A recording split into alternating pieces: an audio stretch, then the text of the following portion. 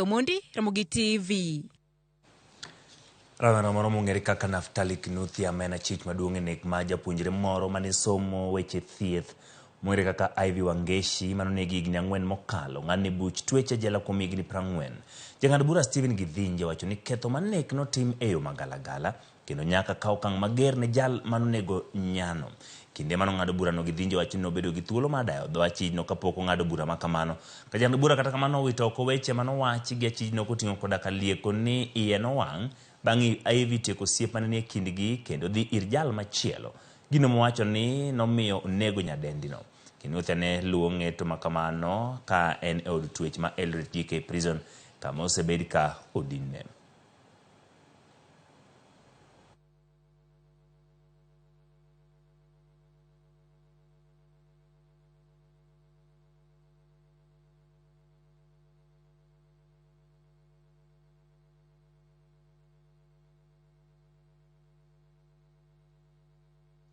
Innocent soul was lost out of his criminal conduct. He had worked for 6 years after graduation, but denied her a chance to even complete her studies as a doctor in her final year.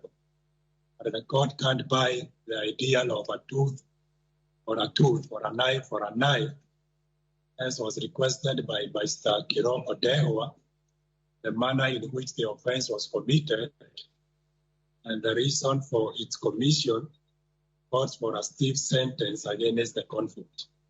The sentence must reflect the seriousness of the offense and also works as a deterrent.